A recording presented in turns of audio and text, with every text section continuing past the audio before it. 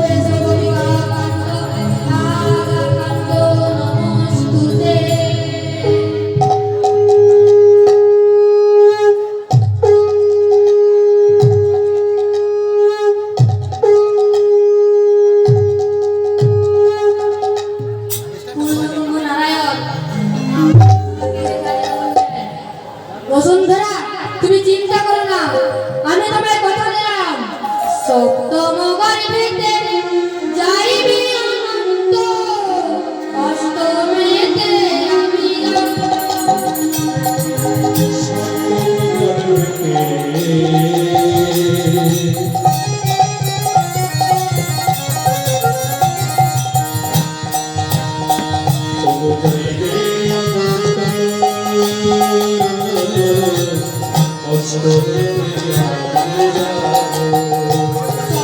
Oh,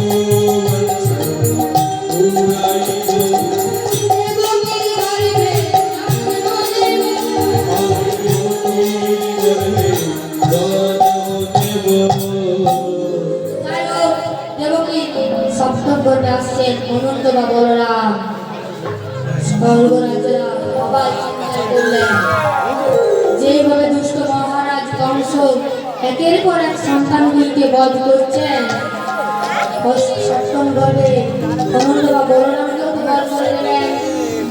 তাই শরণ দিলেন। অনাদি রাধে গোবিন্দ সর্বকারণে কারণ।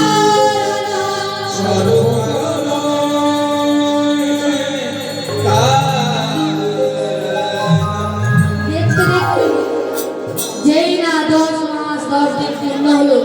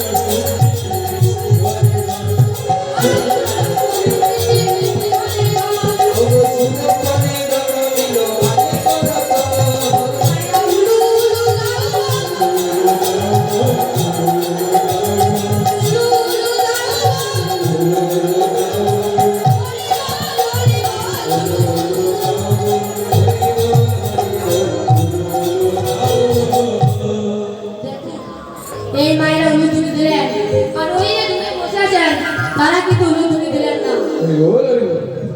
কি ভাবছেন বলুন তো? আমি ছোট্ট ছেলে, দেখতে পাচ্ছি না, তা না দিলেও চলবে। জগৎ সংসারে মা হচ্ছে দুই প্রকার, একটি আমার ভালো মা আর একটি আমার সৎ মা। যেগুলি আমার ভালো মা তারা কিন্তু উলুধ্বনি দিলেন, রাধে রাধে। আর যেগুলি আমার সৎ মা তারা কিন্তু উলুধ্বনি দিলেন না। হরি বল হরি বল। কি ভাবছেন বলুন তো? আমি ছোট্ট ছেলে, তা না দিলেও চলবে মায়েরা। জগৎ সংসারে মা হচ্ছে দুই প্রকার, একটি ভালো মা আর একটি সৎ মা। তাই যেগুলি আমার ভালো মা তারা উলুধ্বনি দিলেন। আমি তো একটি রাত্রের জন্য আপনাদের গ্রামে এসেছি, এই একটি রাত্রের জন্য আপনারা কেন আমার সৎ মা হতে যাবেন? তারপর উলুধ্বনি দিন।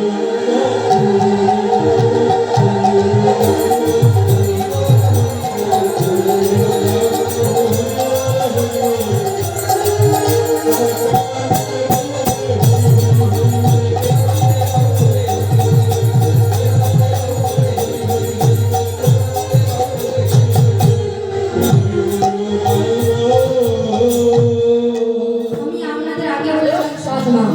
সৎ মানে অনেক, কিন্তু আমি তো আর অসৎ বলি নাই মা। হরি বল হরি বল। সৎ মানে অনেক। তাই মায়েরা আরেকবার উলুধ্বনি দিন। ভগবান কৃষ্ণ জন্মাষ্টমীতে জন্ম নিল, তাই বাবা একবার হরি হরি বলো গো। হরি বল হরি বল। দেবকীর সর্বৈশ্বর্যপূর্ণ ভগবান ভগবানের মায়ের জন্ম নিলেন। ভগবান শ্রীকৃষ্ণ জন্ম নিলেন, তখন সকলেই আবদ্ধ। একমাত্র চেতনা ছিলেন পিতা বসুদেব। পিতা বসুদেব দেবকীকে উঠিয়ে দিয়ে বলছে, উঠো গো দেবকী ধনী, দেখো গোকুলের গোপালী। উঠো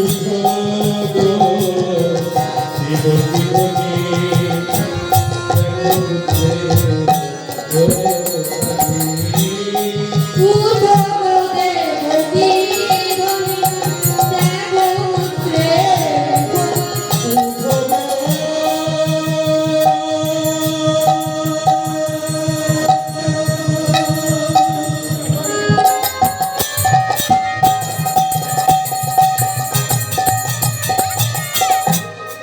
দেবকী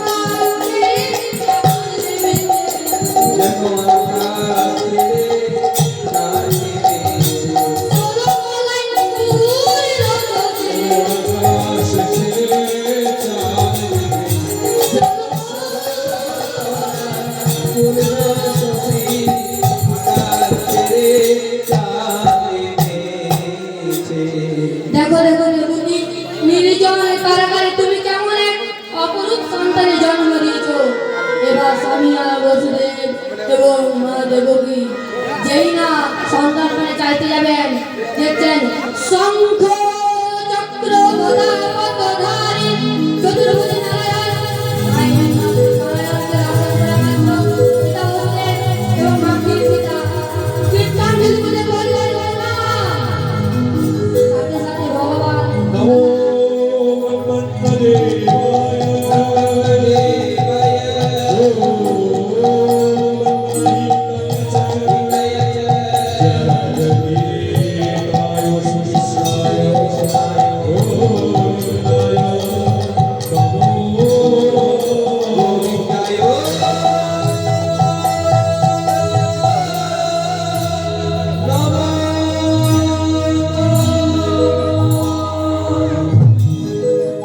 সাথে সাথে ভগবান তাদের মায়ায় জড়িয়ে বলছিলেন, মা তোমরা আমার পিতামাতা হয়ে এই পুত্রকে মা বলে ডাকছো।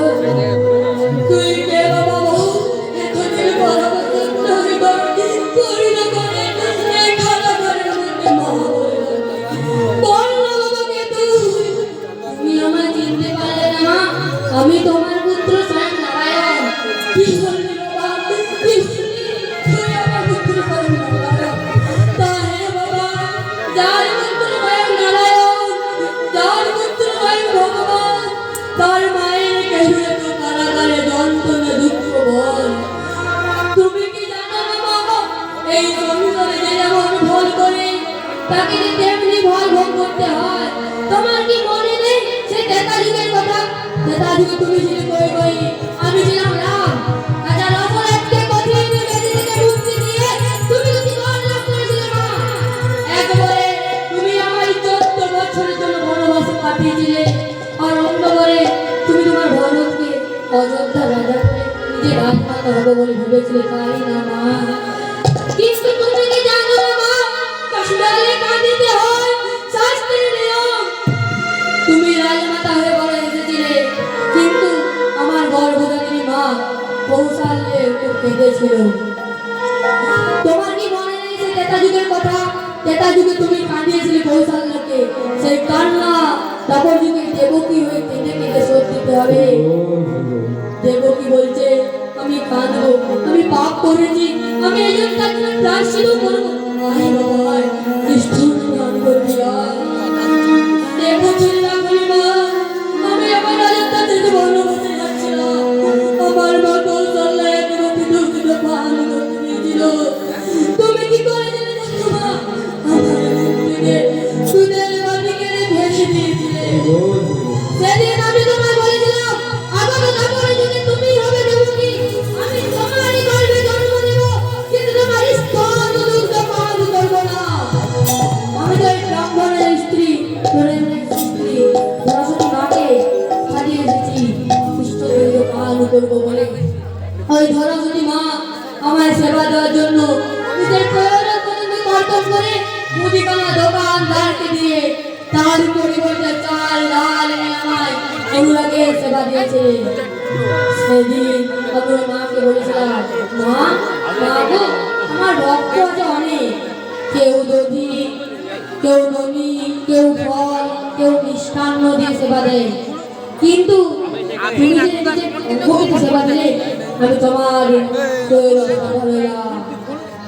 এক পাশে নির্বাক হয়ে দাঁড়িয়েছিল পিতা বসুদেব।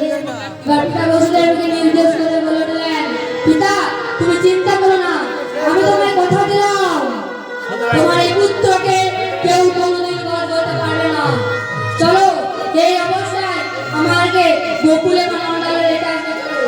পিতা বসুদেব মনে ভাবছে, ঘন ঘন বৃষ্টি করছে, এই অবস্থায় আমি গোকুলে বা নন্দালে যাবো কি করে?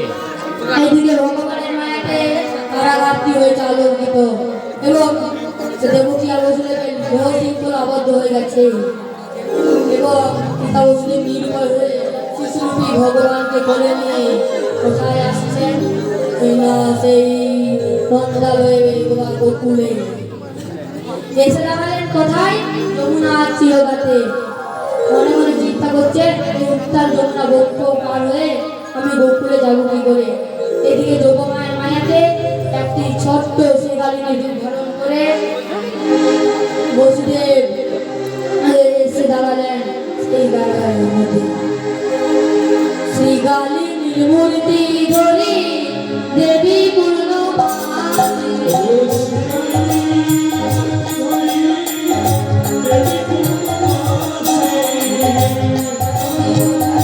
মূর্তি ধরি দেবী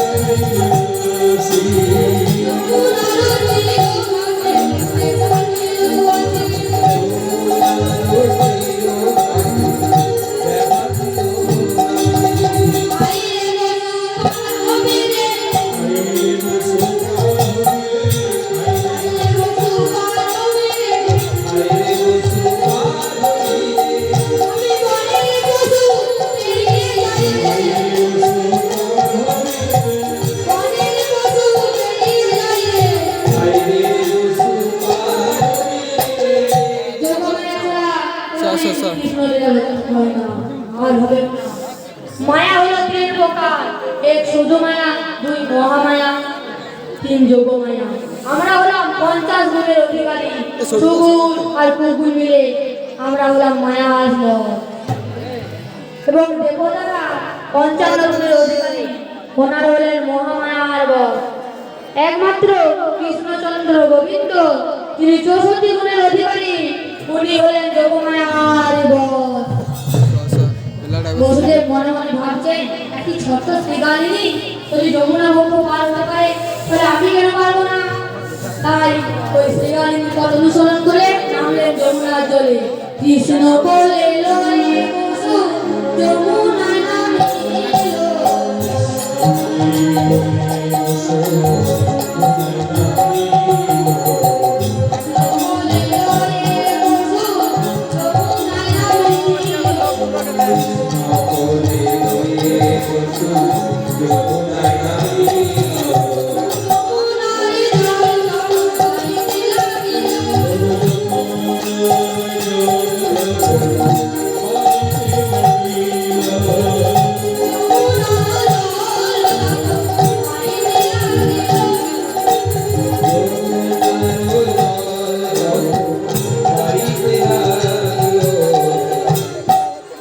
জল বাড়তে বাড়তে বসুদেবের এক লক্ষ্য হয়ে গেছে। বসুদেব শিশুকে ভগবানকে মাথায় নিলেন, তখন মুষলধারে বৃষ্টি শুরু হয়ে গেছে। ভগবানের কষ্ট কি তেমন প্রিয়ভক্ত সহ্য করতে পারে? তাই ওই জলের মধ্যে ছিল একমাত্র সর্বভক্ত, যার নাম অনন্তনাগ। অনন্ত আসিয়া ওনা বিস্তারিয়া যায় বসু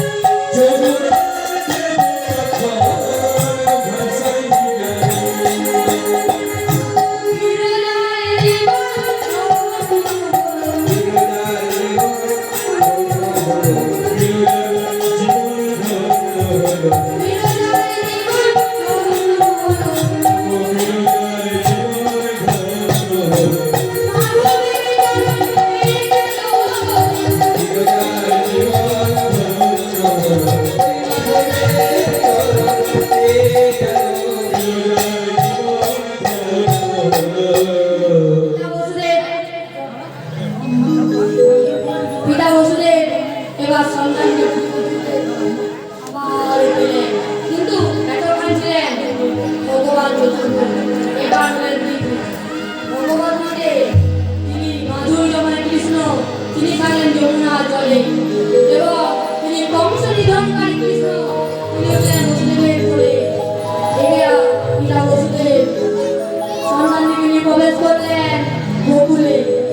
পিতা নন্দরানী কোলের পাশে শুইয়ে দিয়ে দেখতে পেলেন একটি কন্যারত সন্তান আর একটি পুত্ররত সন্তান।